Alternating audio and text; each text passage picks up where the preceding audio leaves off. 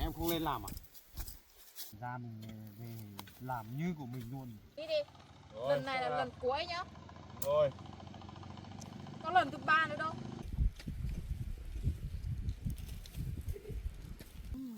Có loại nó lỏng rất. À cũng của chú luôn mà. Của như mình là cái của con này. À cũng của chú tơ đấy à. Cô nhà mình tuổi đó. Mẹ em không lên làm à? Sao lạ thế nhỉ? Trồng cây thì nằm mình cũng không thể lên đâu. Toàn để cho mình hộ thôi. Cái này nương nhà bà hết à con? Đây. Toàn bộ khu này đây. Có thấy lên hộ lần nào đâu. Thành ra mình về làm như của mình luôn.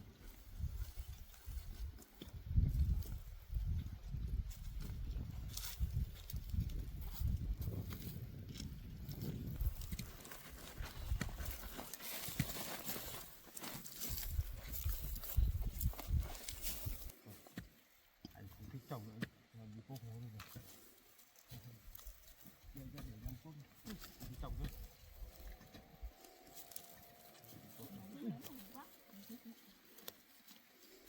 Lâu lắm rồi. Cái này trồng dày không nhỉ? Tôi cốt như mọi người đâu nhỉ?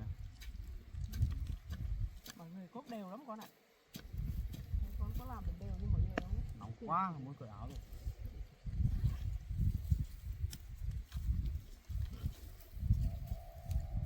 Trời nắng lên ấm thật rồi. Nắng là 23 hay là lại đi tốt bên kia đó. Bên kia vẫn còn đấy nhỉ?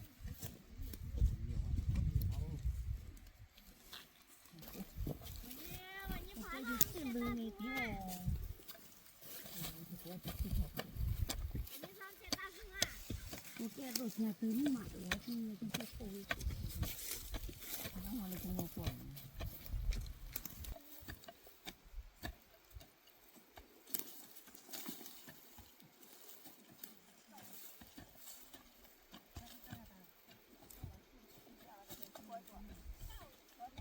Thế này to bà xe. Nó to đấy to. Dạ.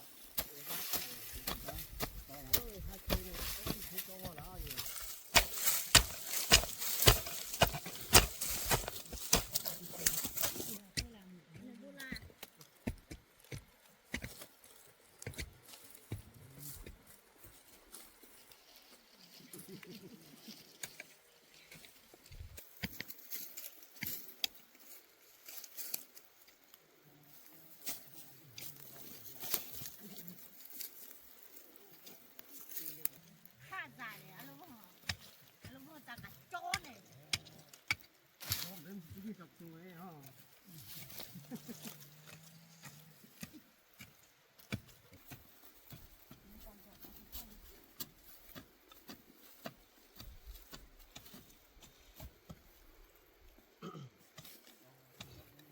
Nhiều. Không thể như cái bạc họa.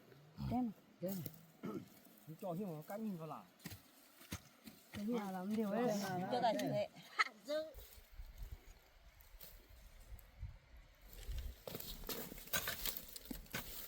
Nó thể làm được cái nữa.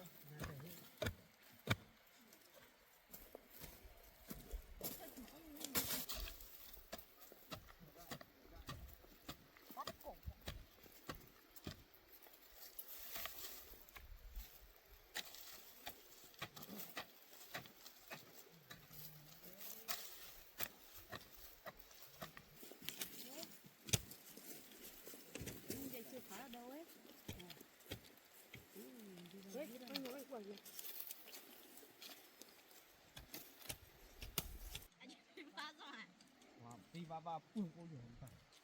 Đây đây có à.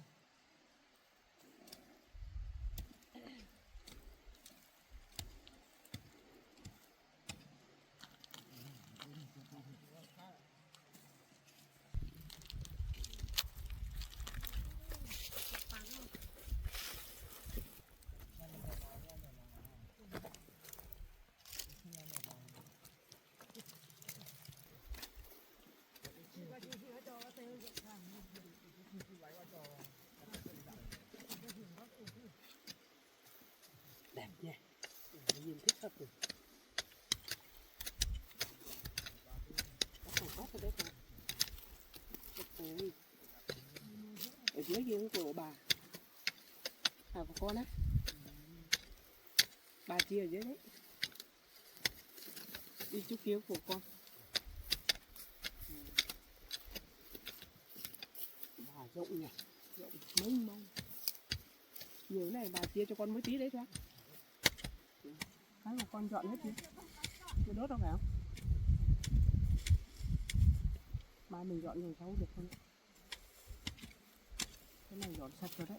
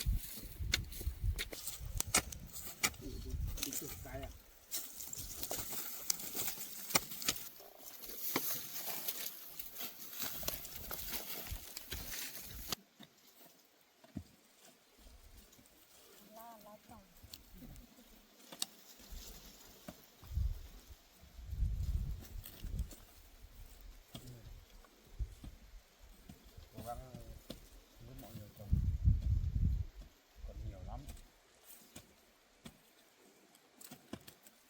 Mấy mẹ mệt nghỉ nhá. Thấy mệt rồi mình đông người chứ vui lắm. Lắm.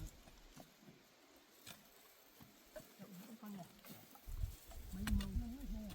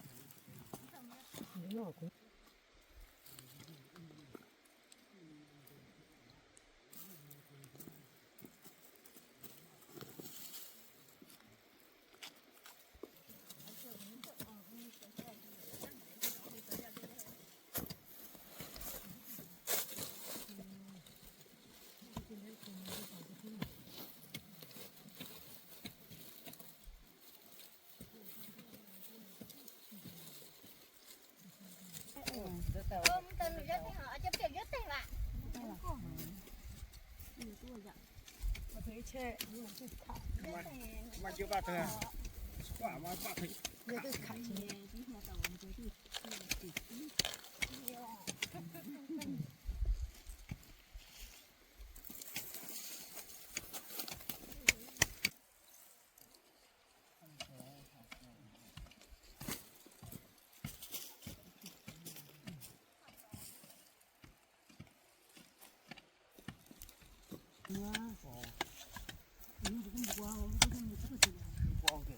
Yeah, tôi chuyện.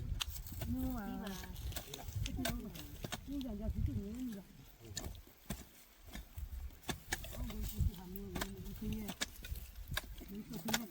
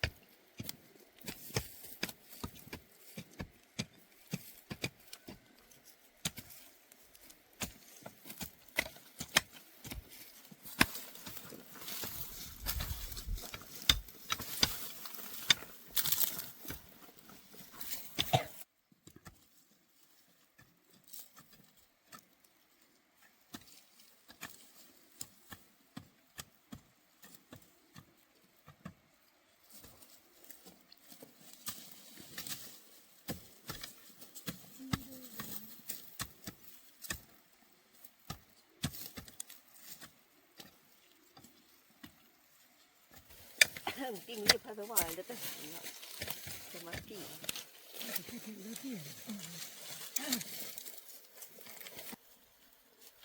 nhà cứ ba được thỉnh thoảng ấy ó.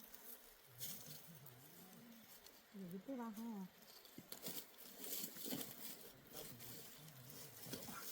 Nhà em có cái chỗ này đến rồi.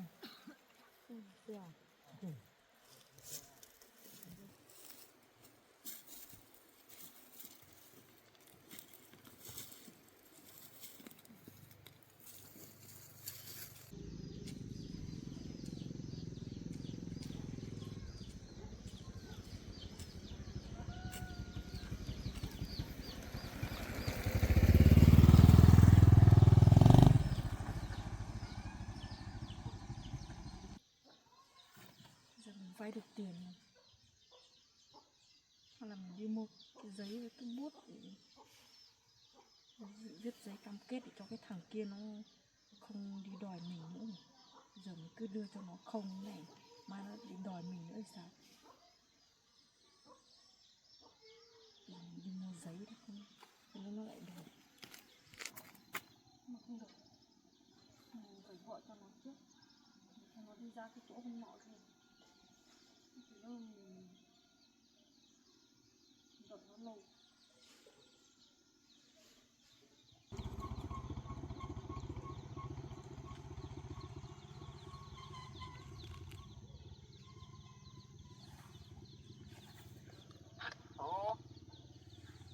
Mày đang ở đâu ấy?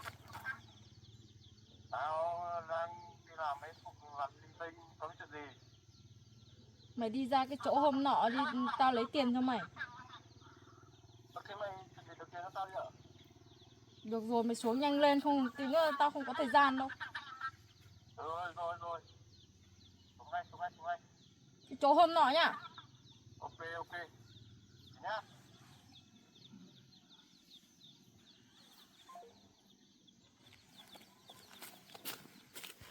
Bây giờ mình phải làm cam kết rõ với nó, không cứ cho nó đòi hết lần này đến lần khác thì được.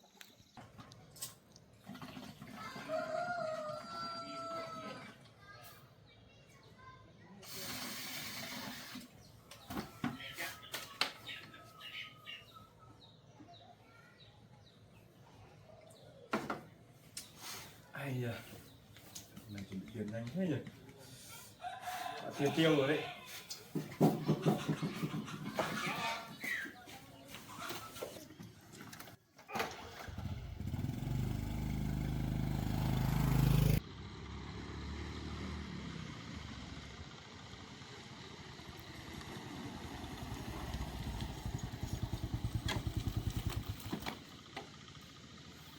Rồi, con sinh đâu rồi?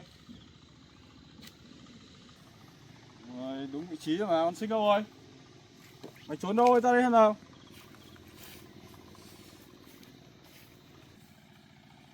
Đúng vị trí rồi, con sinh đâu rồi nhỉ? Con sinh kia trốn đâu ấy? Ở đây xem nào. Con này lừa mình nhỉ? Ở cái chỗ cú cơ mà. Này được đấy nhỉ? Dám lừa mình đấy nhỉ?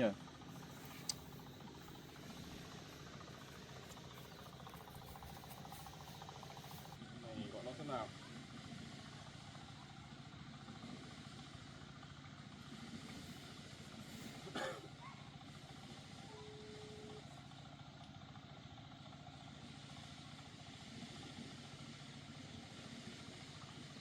Alo, con sinh kia. Mày đi đâu rồi? Mày cứ từ từ, tao sắp đến rồi. Mày cứ đi đến đấy à? Tao đến rồi đấy. Khiếp, lấy tiền gì mà nhanh thế? Phải nhanh giúp gọn chứ. Lên nhá. Tao cho mày 5 phút rồi đấy. Cứ từ từ. Tao đi bộ, để đi máy bay đi nữa đây. Rồi.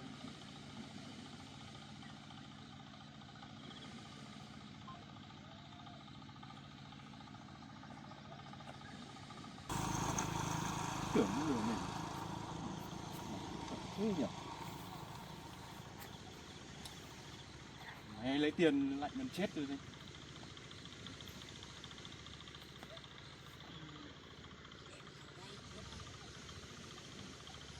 thế không biết.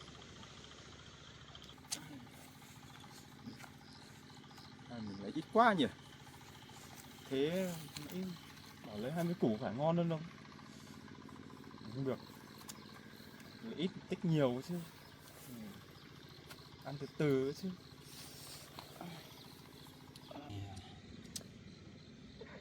Thế rồi lấy nhiều hơn nhỉ. Lấy ít hơn thì ok đấy. Lần lấy 10 triệu 20 triệu.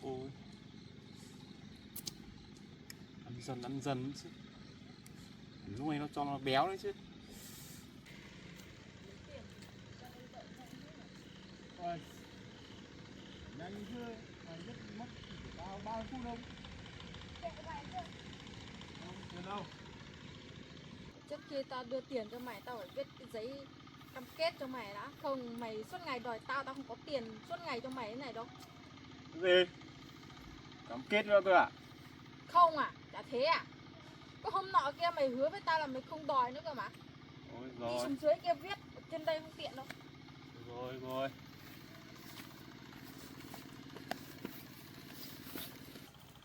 Rồi. Mày lấy tiền của tao ký kiếp gì sao được. Tao phải làm như thế không, mày suốt ngày đòi tao. Rồi. Làm nhanh đấy nhá. Cam kết ăn thua gì. Ngồi cho nó béo đấy chứ. Tao viết cái giấy này nhá. Giống mày đòi tao lần nữa nhá. Rồi. Tao không có tiền chùa cho mày suốt ngày đòi đâu. Tao còn đang có con rồi chứ.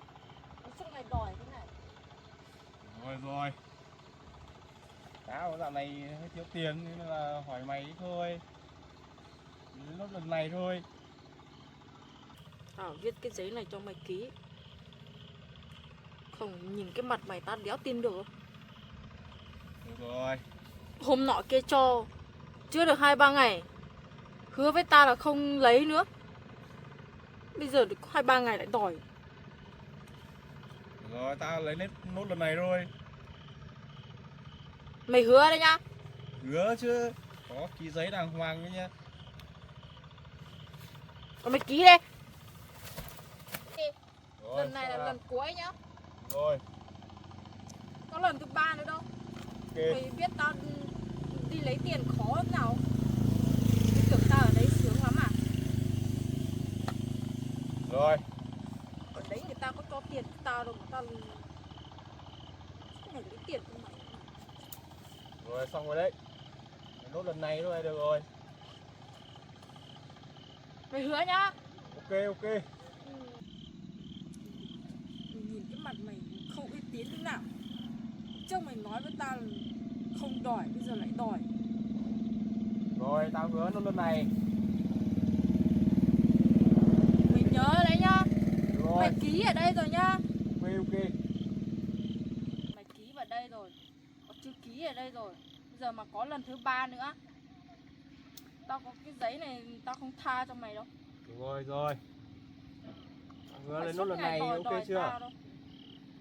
Ok. Mày biết con người ta như nào đấy. Thế tóm lại là đưa tiền đây nào. Hứa đấy nhá. Đúng rồi. Này. Đủ không đấy? Đủ mày cứ đếm đi. Rồi. Này tao tin mày nhá. Tao cấm mày đòi tao lần nữa nhá. Rồi. Rồi.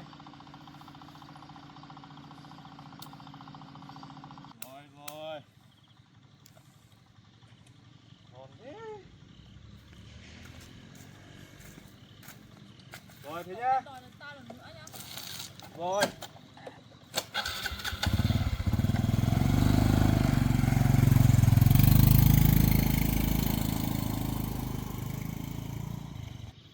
Ôi giấy này cái thằng nó không có tin được không? Thằng nó cũng thấy hứa là không lấy được. Cái thằng nó cái ký không? Mặc dù có giấy thì không sợ đâu. Đòi cái giấy này ra làm việc của nó.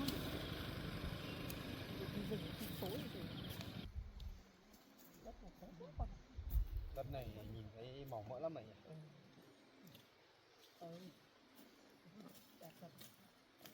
Mẹ là phải vất vả với mẹ của Mận ở đấy. Lên lần nào cũng phải đi hộ làm việc. Chẳng biết là ở nhà làm cái gì. Thì biết rồi, ở đây thế nào? Các con phải biết. Đây số của mẹ của Mận là cho vợ chồng con chồng. Mỗi tí ở ngoài đấy. Bà chia thẳng cái này của con là tốt này. May bố của Mận nói ra nói vào mới được một tí đấy đấy, còn không thì chắc không to đâu. Mà con bảo vợ rồi, nếu mà mẹ không cho thì thôi, mình cũng không cần lấy đâu. Thôi bà cho thì cứ lấy con ạ, nếu không lấy. Hôm sau thì bố với mẹ của Mận đấy là xuống đấy nói chuyện bảo là cho, quyết định là cho. Xong là mẹ Mận bảo là cho đấy, nếu mà cho đất cho trồng cây thì sẽ phải hộ trồng cái đám nương này. Đấy cho nên là con mới thấy chắc được mấy hôm nay không phải lên đây. Chắc là ý là như thế nên để cho vợ chồng con hộ. Không sao đâu con. Chắc nương nhiều quá nên. Còn khi nào không là thì mình mẹ lại về hộ. Trồng từ dưới lên không được đâu chú nhỉ? Hả? Mà trồng từ dưới lên không được đâu chú. Đâu, chết xuống à?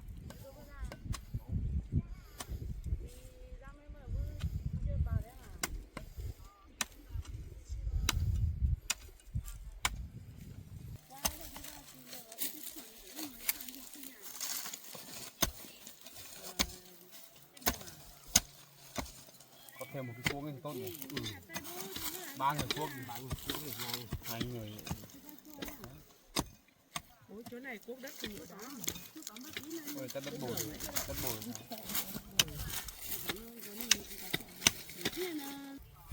Phải có những cái nó nuôi cơ quá mình nói chứ mà hồi đó cái hạt nó là tiền là như vậy làm cái làm nó nói học không phải như có mình là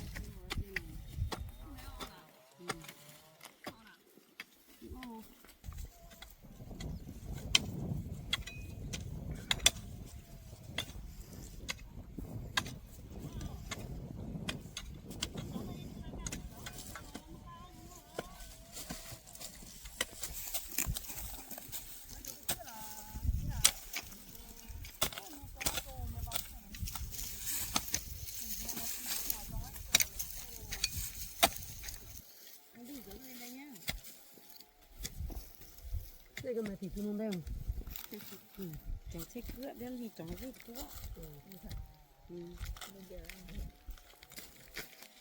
nhưng mà có cái là thế này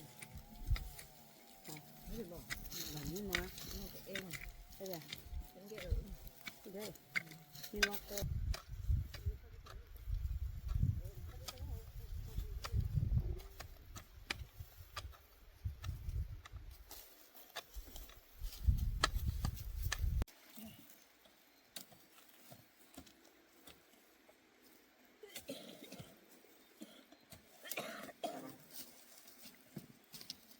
có đi qua ra.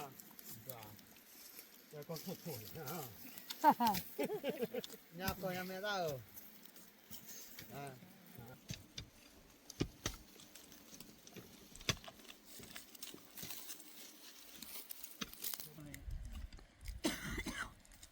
nhưng con tôi còn đây bắt anh chim nó nhủ ha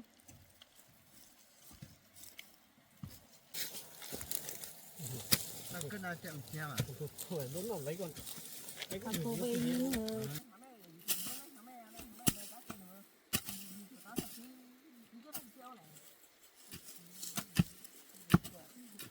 chúng ta phun như nhà tí này ha Mà con thôi cháu này thứ ba là lúc không cái lúc mà phun như thế khổ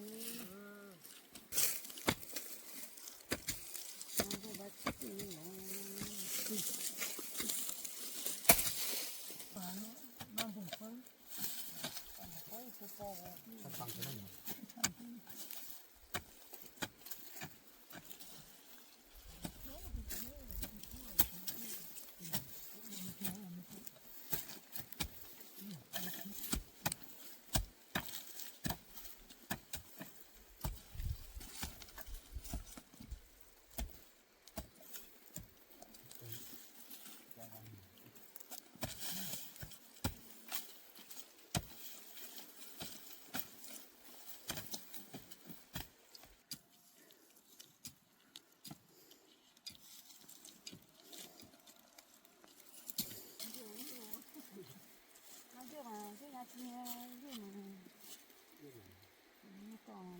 rồi nghỉ thôi nhỉ.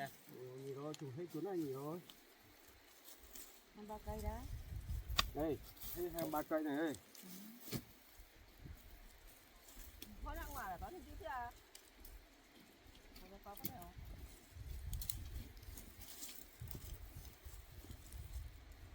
Được chưa kia?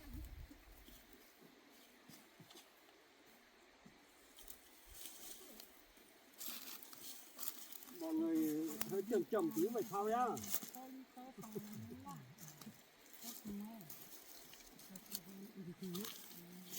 Nốt mấy cây. Không chưa đi về rồi. Không rồi, đi về thôi.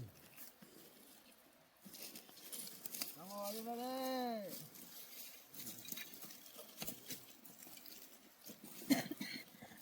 Đấy, không chơi.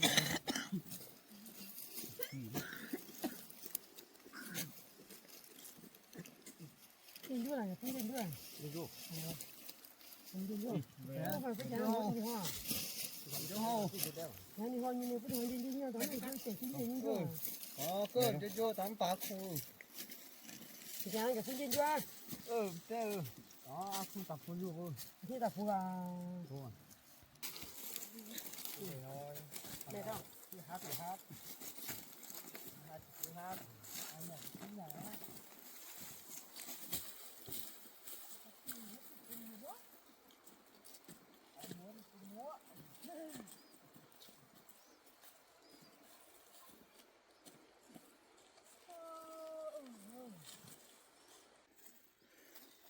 Còn nhiều thế này mà mẹ em không về hộ chồng thì biết bao giờ nó xong. Từ này người mà chồng Được hai lối con nhỉ? chậm. Đó, đến tận rồi. con này đó. Con để ở bên kia. Đóng chủ. Rồi, Đi về thôi mẹ. rồi.